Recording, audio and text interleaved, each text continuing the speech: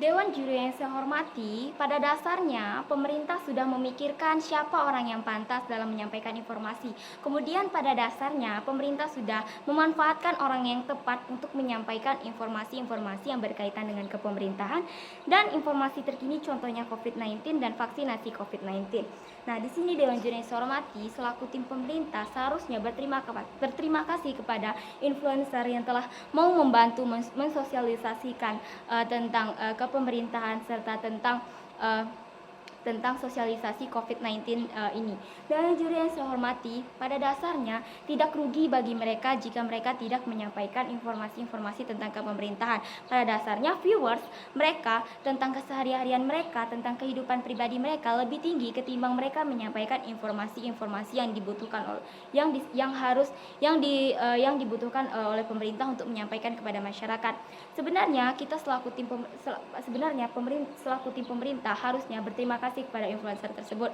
Dan juga yang saya hormati, asumsi masyarakat memang terlalu baik kepada influencer. Mengapa? Karena mereka menilai influencer tersebut berdasarkan sikap pribadi influencer tersebut.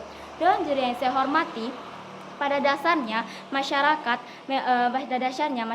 memang lebih tertarik melihat influencer tersebut ketimbang melihat contohnya melihat channel TV tentang berita atau tentang channel YouTube contohnya Kompas TV yang ada di YouTube. Mereka lebih tertarik melihat channel influencer contohnya Raffi Ahmad atau channel YouTube Raffi Ahmad. Nah, di sini dengan adanya followers mereka yang tinggi justru dapat membantu kita untuk menyampaikan informasi yang dengan cepat, kemudian dapat menyampaikan informasi dengan baik dan menarik.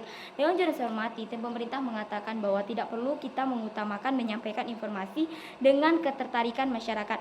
Dewan Juri saya hormati, justru ketertarikan masyarakat itulah yang sangat penting, di mana jika masyarakat sudah tertarik dalam menyampaikan dalam membaca informasi tersebut, otomatis masyarakat akan mencari tahu lebih luas, akan mencari tahu lebih dalam lagi untuk memperdalam informasi yang telah mereka dapat. Karena pada dasarnya mereka sudah tertarik dari awal dengan informasi yang disampaikan oleh influencer tersebut.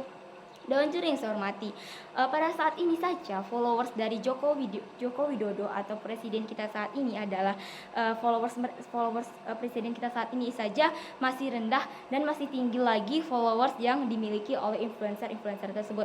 Di sini otomatis informasi akan lebih cepat disampaikan. Kemudian tim pemerintah juga mengatakan bahwa sosialisasi akan dilaksanakan secara transparan, netral dan objektif oleh ahli di dalam bidangnya.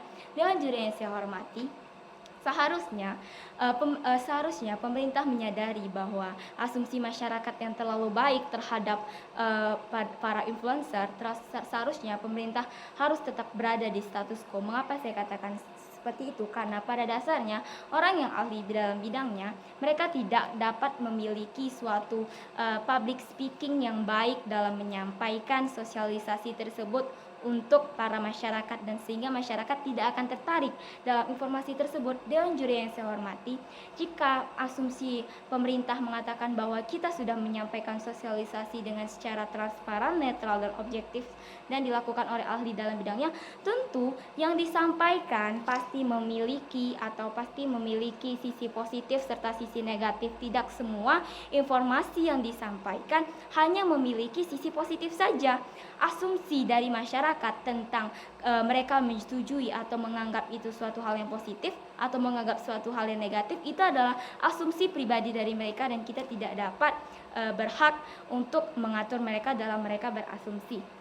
Dan juri yang saya hormati, jika pemerintah memaksakan kehendak dengan adanya terus menyuruh atau memberikan sosialisasi dengan disampaikan oleh ahli dalam bidangnya karena mereka meyakini bahwa sosialisasi tersebut tidak ada sisi negatifnya, dan juri yang saya hormati, itu asumsi yang salah. Karena pada dasarnya masyarakat dapat menilai bahwa itu adalah suatu asumsi yang baik atau suatu asumsi yang negatif yang akan timbul nantinya.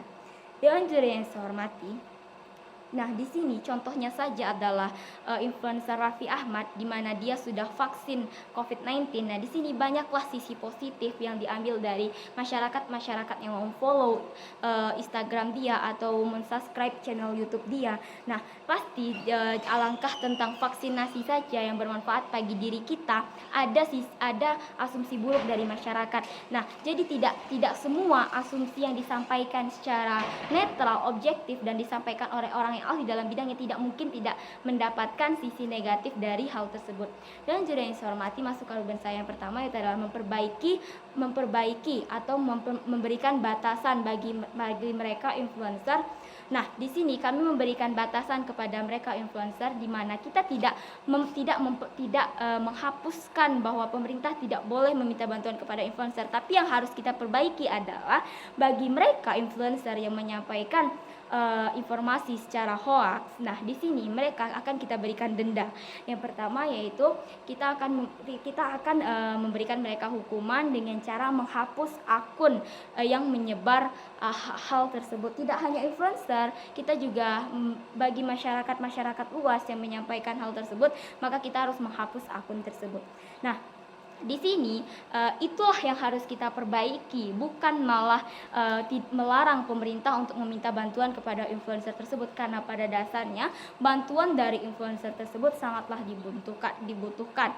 Dan yang saya hormati, manfaat dari argumen yang saya berikan adalah yang pertama, mereka akan menerima informasi tersebut dari influencer dan dari influencer dengan baik, dengan menarik. Kemudian yang kedua, manfaatnya para influencer yang pernah menyampaikan informasi secara hoax, mereka tidak akan melakukan informasi tersebut lagi. Dan juga yang saya hormati, saya rasa status quo saat ini sudah sangat membantu pemerintah, bahkan tidak ada merugikan pemerintah. Pada dasarnya